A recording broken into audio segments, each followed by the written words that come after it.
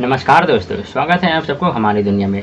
पिछली वीडियो में हमने सम्राट अशोक के बारे में कई सारी बातें की, जैसे सम्राट अशोक के द्वारा आयोजित किया गया था बौद्ध महासंगति, सम्राट अशोक के द्वारा महान कार्य करवाया गया, कलिंग का युद्ध हुआ, ये सारी बातें हमने पिछली वीडियो में किया।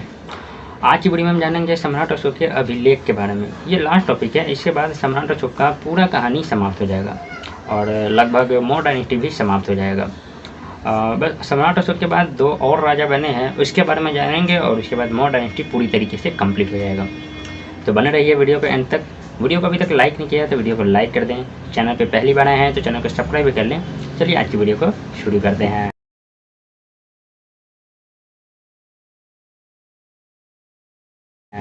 सबसे पहले ये समझते हैं कि अभिलेख का मतलब क्या होता है। अभिलेख को इंग्लिश में कहते हैं इंस्क्रिप्शन, जिसका मतलब होता है ये एक तरह का कहानी लिखा होता है किसी भी राजा या महाराजा के बारे में।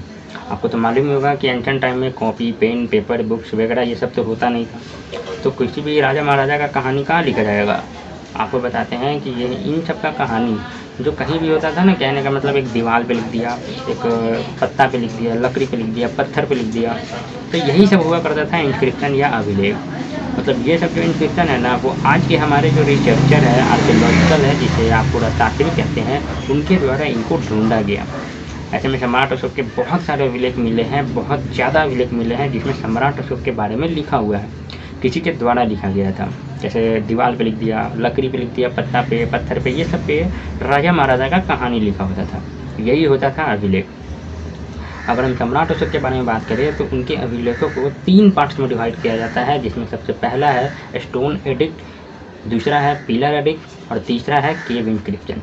यदि हम स्टोन एडिक्ट के बारे में बात करें तो इसमें हमें सम्राट अशोक के टोटल 23 अभिलेखों के बारे में जानकारी मिलता है। पिलर एडिक्ट के बारे में बात करें तो इसमें टोटल 12 पिलर एडिक्ट मिलते हैं सम्राट अशोक के। और आखिरी में है आपका केव इंस्क्रिप्शन, जिसमें गुफाओं के बारे में बताया गया है, 4 तरह की गुफाओं के बारे में बताया गया, जिसमें सबसे पहला जो गुफा है वो सम्राट अशोक के ही द्वारा बनवाया गया था, जिसका नाम बराबर केव है। ये और कहीं नहीं, उनकी ही जन्म वाली धरती बिहार में थी। और ऐसा ये भी माना जाता है कि ये जो बराबर केव है या जो बराबर गुफा है, सम्राट अशोक ने अपने शासनकाल के 12वें वर्ष में बनवाया था।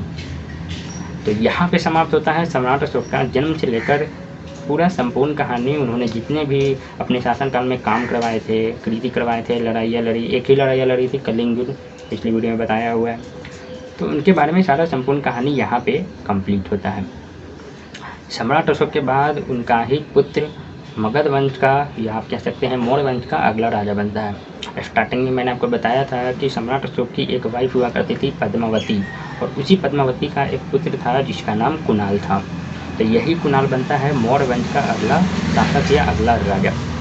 इनके बारे में ज़्यादा कुछ दिया नहीं है, ज़्यादा कुछ बताया हुआ नहीं है, तो ऐसे ही आपको सिर्फ याद रखना है कि सम्राट अशोक के बाद कुणाल बनते हैं अगले राजा। कुणाल के बाद बनते हैं उन्हीं का पोता दशरथ नाम का एक राजा, मौर्य वंश का अगला राजा बनता है।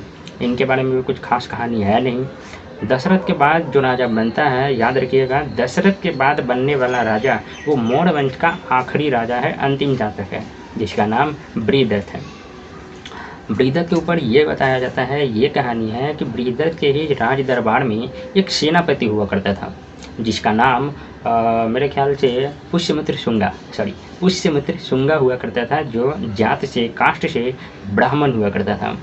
ये जो ब्राह्मण है ना, पुष्यमित्र शुंगा, ये चाहता था कि मैं गद्दी पे बैठूँ, राजा की गद्दी पे बैठूँ, इसीलिए इसने अपने ही राजा बृहदत्त की हत्या करके, बृहदत्त को हत्या करने के बाद मौर्य राजा तो बन गया, लेकिन इसकी हत्या करने के बाद मौर्य डायनेस्टी को हमेशा के लिए मगध से समाप्त कर दिया। और मगध में मौर्य डायनेस्टी के समाप्त होने के बाद मगध में ही एक नया राजवंश का शुरुआत हुआ, एक नया राज परिवार का स्टार्ट हुआ, जिसे आप शुंग डायनेस्टी के नाम से जानते हैं। तो यहाँ पे ऐसे समाप्त होता है मौर्य राजवंश, जो इंडिया के इतिहास का सबसे शक्तिशाली और पावरफुल राजवंश माना जाता है।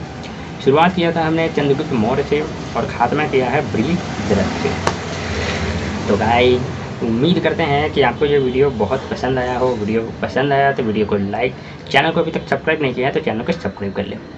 चलिए आज के लिए इतना ही, मिलते हैं नेक्स्ट वीडियो में।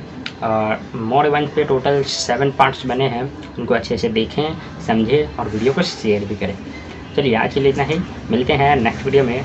तब तक के लिए take care, keep a smile every day.